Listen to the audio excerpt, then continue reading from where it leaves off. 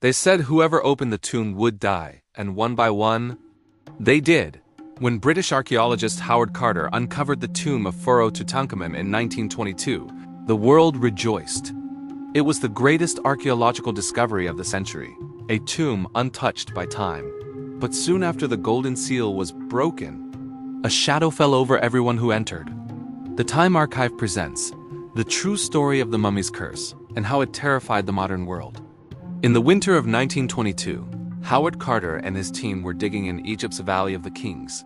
They had searched for 5 long years with no success. Their funding was running out, and Lord Carnarvon, the wealthy British noble who bankrolled the dig, was about to pull the plug. Then, on November 4th, Carter's workers struck stone. A hidden staircase. When they reached the sealed doorway, Carter held up a candle, and through a small hole he saw gold.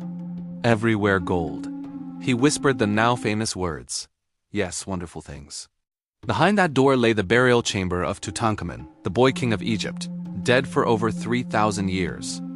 But carved above the entrance, according to rumor, were words no one could ignore. "Death shall come on swift wings to him who disturbs the peace of the king." On February 16, 1923, Carter officially opened the burial chamber. The air that escaped had not been breathed since the days of the pharaohs.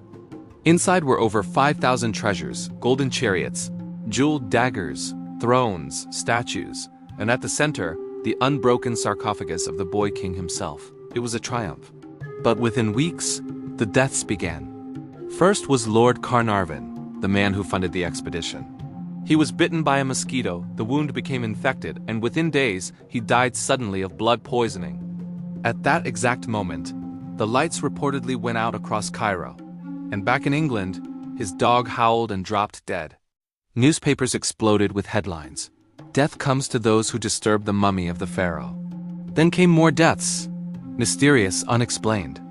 George J. Gould, an American millionaire who visited the tomb, fell ill and died of fever days later. Prince Ali Kamal Fahmy, who had attended the opening, was shot dead in London. Arthur Mace, another member of the excavation team, died of pneumonia soon after returning home. Within a few years, more than 20 people connected to the tomb had died prematurely. The public was convinced the curse of the pharaohs was real. But was it really a curse? Or something else entirely? Modern scientists have suggested other explanations. Some believe ancient bacteria, sealed inside for millennia, were released when the tomb was opened, infecting those nearby. Others point out that many of the so-called victims lived long lives, including Howard Carter himself, who died peacefully 17 years later. Still, the coincidences are chilling. Autopsies revealed Lord Carnarvon's mosquito bite matched a wound on Tutankhamun's face, almost as if the two men were mysteriously linked in death. And even Carter, though spared from the curse, had strange experiences. He reported hearing footsteps in his empty house, and once saw a cobra, the symbol of Egyptian royalty, devour his pet canary the same day the tomb was opened. Whether it was science, coincidence, or something darker, the curse of Tutankhamun became one of the greatest legends of the 20th century. It inspired films, books, and the global obsession with ancient Egypt that still fascinates us today. Tutankhamun's tomb remains the most complete royal burial ever found, a window into the world of the pharaohs. And perhaps, a reminder that some doors were never meant to be opened. Because even now, more than a century later, people still whisper that ancient warning. "Death shall come on swift wings to him who disturbs the peace of the king." They said whoever opened the tomb would die, and maybe they were right.